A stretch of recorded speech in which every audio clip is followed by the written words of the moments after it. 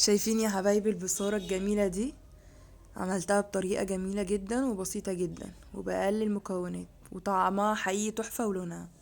يلا بينا اقول لكم المكونات. السلام عليكم ورحمة الله وبركاته، اهلا وسهلا بكم حبايبي في قناة فكرتنا في مطبخنا، مع افكارنا الجديدة وصفاتنا المتنوعة. النهاردة هعمل معاكم طريقة عمل البصارة بمقادير سهلة جدا وبسيطة زي ما انتم شايفين كده. معايا ربع كيلو فول مدشوش، كنت نقعاه في ميه وصفيته زي ما انتم شايفين كده، واربع فصوص توم وبصلايه، ومعايا مقدار من البصل متقطع حلقات زي ما انتم شايفين كده.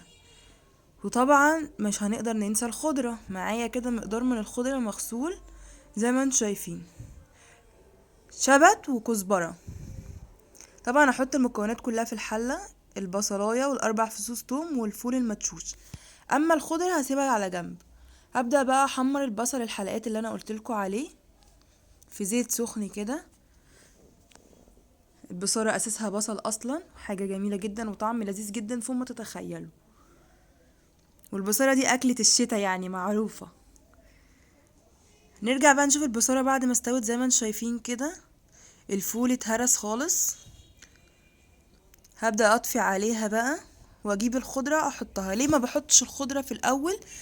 الخضرة لما بتتحط في الاول بتدبل وبتبقى لونها غامق، لكن انا كده بفضل ان احنا نحط الخضرة بعد ما تستوي ونطفي عليها عشان يبقى اللون الاخضر الجميل فيها. وزي ما انت شفتوا طبعا كده حطيت الخضرة وبعد ما طفيت على البصارة، وهبدأ اضربهم في الخلاط.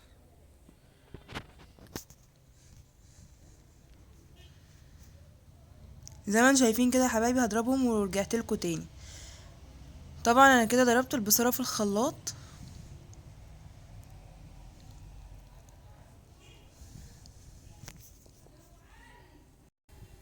ابدأ بقى احط ملح،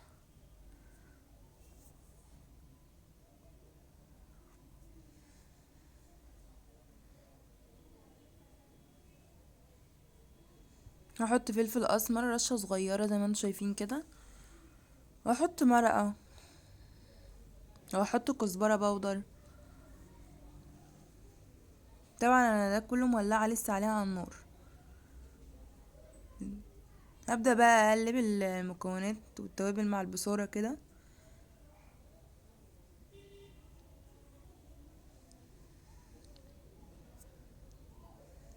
هبدأ بقى هعمل الطشة بتاعتها. معايا معلقة زيت على النار كده، احط فيها 3 فصوص توم ونص معلقة كزبرة، وافضل احمر فيهم شوية. وهنزل بقى بالبصل المكرمل اللي احنا كرملناه وحمرناه معاكم. هحط كده شوية بصل على التومة دي بتبقى الطشة بتاعت البصارة. حاجة جميلة جدا ولذيذة جدا وطعم خرافي بجد.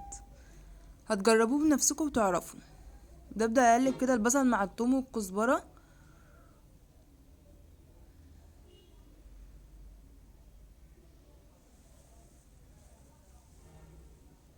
واطش البصارة بيه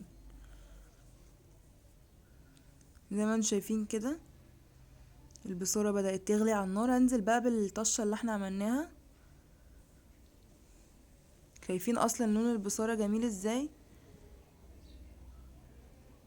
خلاص هي كده يعتبر خلصت اصلا وجهزت معانا.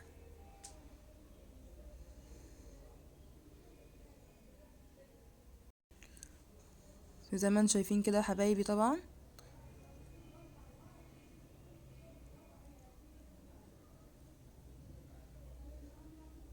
هسيبها تغلي وهرجع بقى خلاص كده اقدمها معاكم.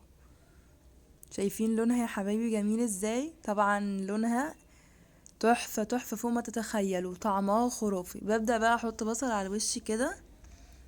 زي ما قلت لكم البصل شيء اساسي فيها وبيدي طعم جميل جدا للبصارة. وده طبعا كده كان شكلها النهائي معاكم، يا رب تكون عجبتكم، واتمنى ان انتوا تجربوها بجد بالطريقة الجميلة دي. مفيش اسهل من كده. شايفين اصلا قوامها حلو ازاي؟ تحفة تحفة بجد يعني. حقيقي بجد لو بتتفرجوا لاخر الفيديو شكرا ليكم.